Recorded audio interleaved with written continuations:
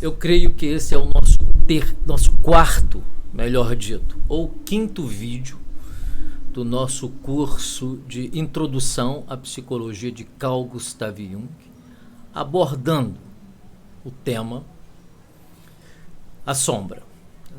Nós temos dois grupos, um quarta-feira e outro sexta-feira, e através do aplicativo Zoom, nós nos reunimos por 1h30 para falar sobre a psicologia de Carl Gustav Jung. Tem sido uma experiência extraordinária essa. Acho que esse é um dos aspectos positivos que se pode extrair do chamado isolamento social. Bom, eu vou ler aqui uma fração do texto de Jung chamado Sombra, que está no livro dele, Aion, Estudos sobre o Simbolismo do Si Mesmo.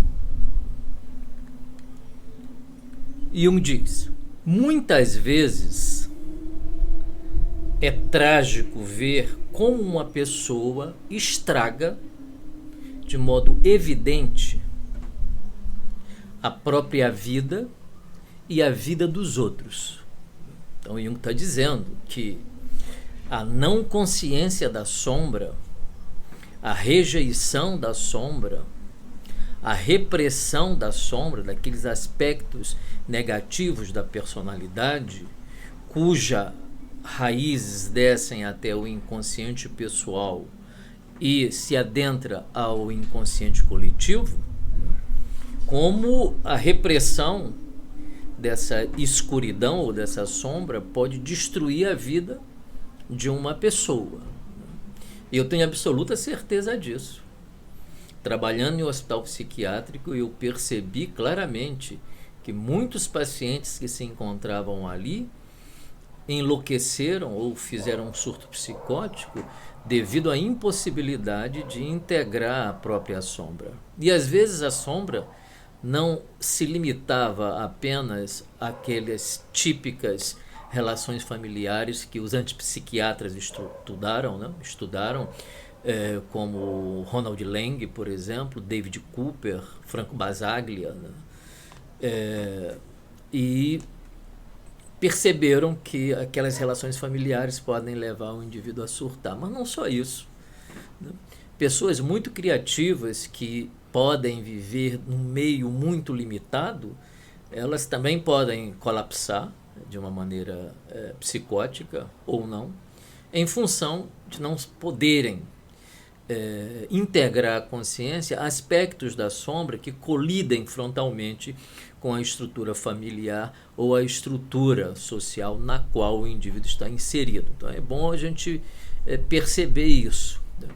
Muitos sofrimentos poderiam ser evitados, se tivesse em mente que o ser humano é um ser de desenvolvimento. E se o meio ambiente oprime que a pessoa integre conteúdos do inconsciente coletivo à consciência, porque isso choca com a concepção que o próprio indivíduo tem, e a concepção que o rodeia, o ego pode simplesmente não suportar a tensão e se fragmentar. Então, essa é uma questão importante, a psicopatologia da sombra. E ele acrescenta como esses indivíduos são incapazes de perceber até que ponto essa tragédia parte da própria pessoa, mas sem que ela perceba, porque é um processo inconsciente, a projeção da sombra.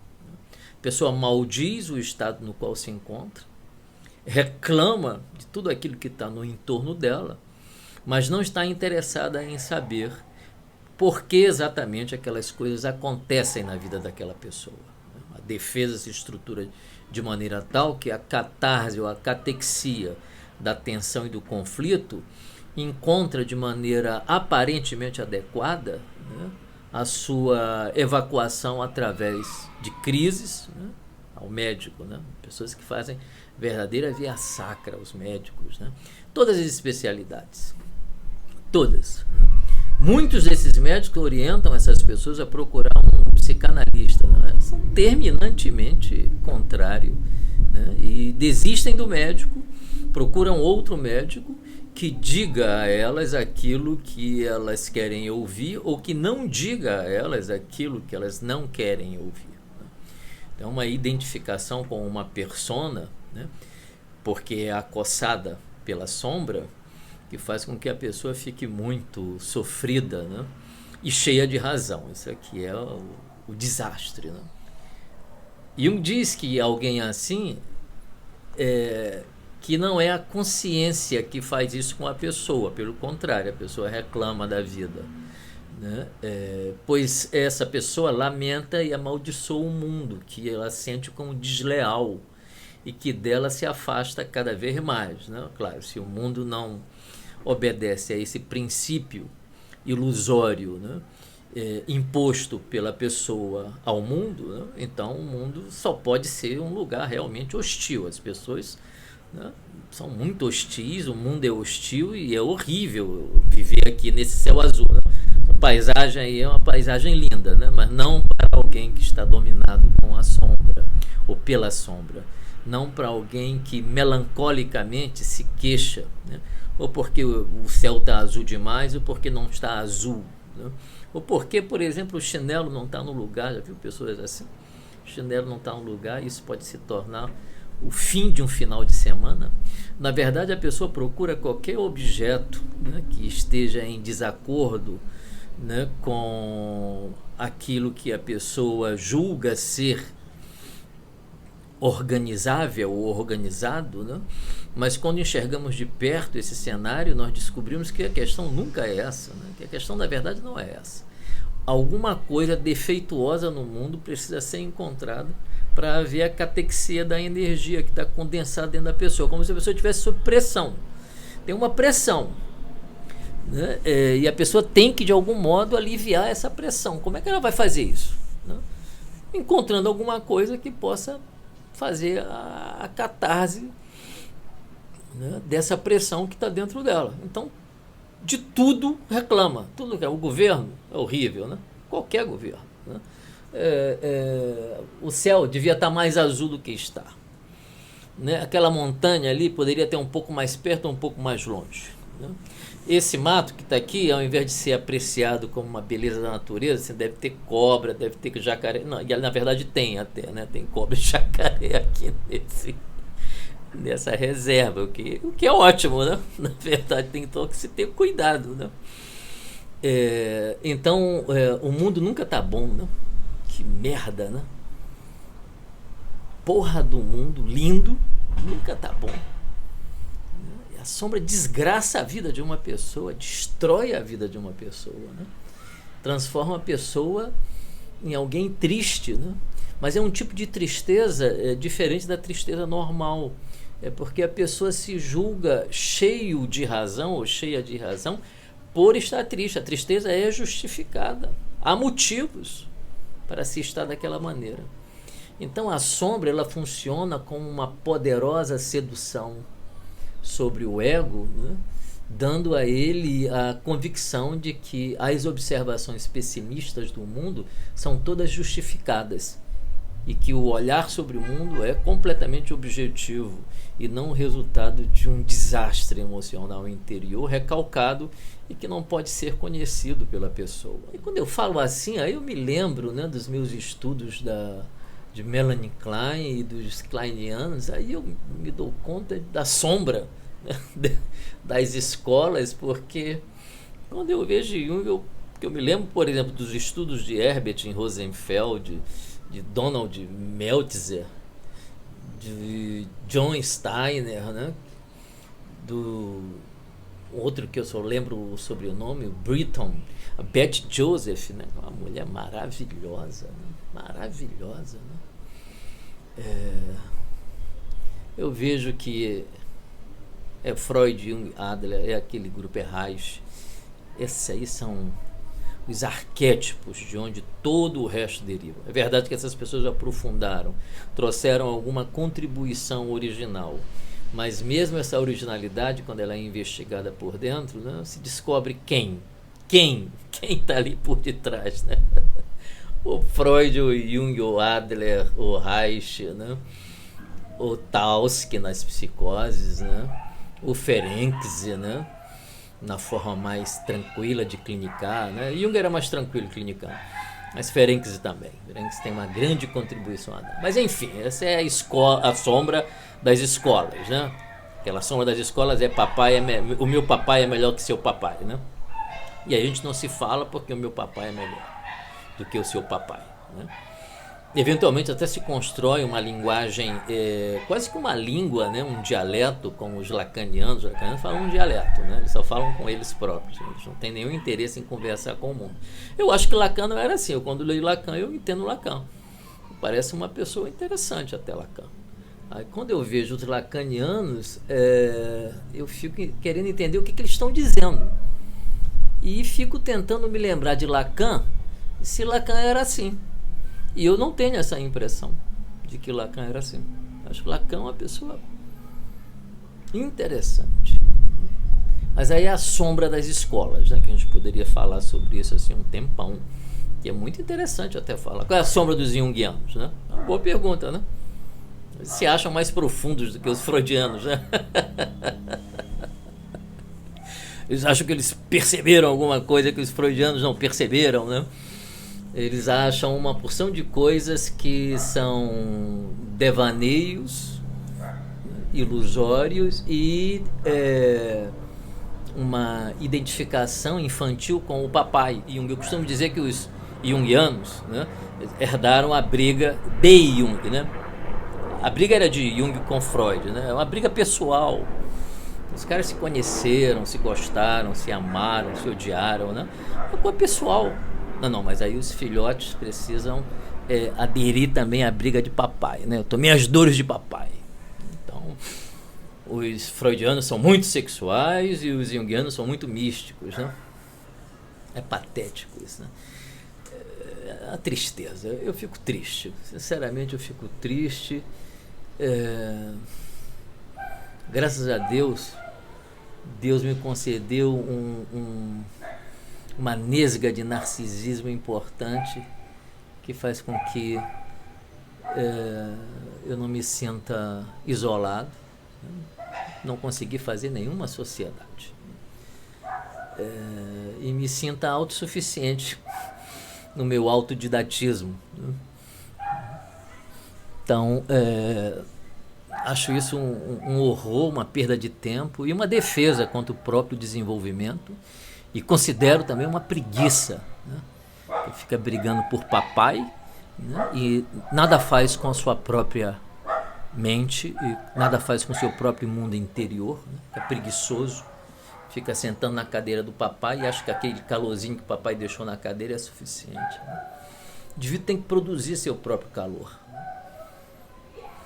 Então essa é a sombra das instituições, que é assim que eu as vejo, né? Qual é a minha sombra? Essa é uma pergunta excelente, né?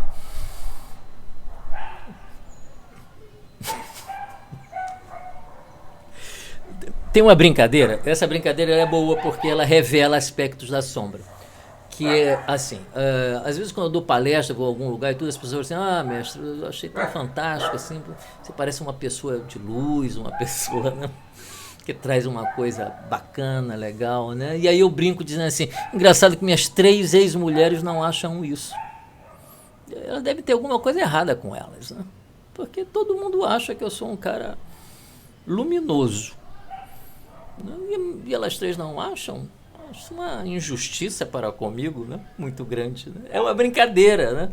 Mas é uma brincadeira em que eu entrego a minha sombra, né? É uma brincadeira que eu, inclusive, complemento dizendo assim, mesmo quando as pessoas estão mentindo a meu respeito, mesmo assim, é de algum modo verdade. Essa foi a maneira que eu aprendi com os místicos do deserto, os padres do deserto, como um Evagrio Pontico ou João Cassiano. É gente que ninguém conhece, né? Mas é gente que participa da minha vida emocional, né? Dos meus demônios interiores, né? A minha sombra, portanto, né? E que eu procurei entender de que maneira você lida com tudo isso, né?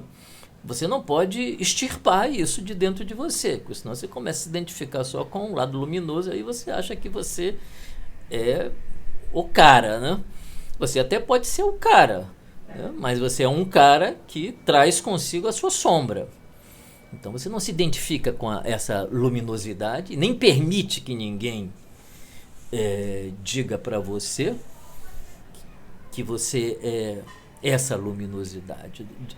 Não permite no sentido de que você não acolhe, né? É o que Freud sempre diz, né?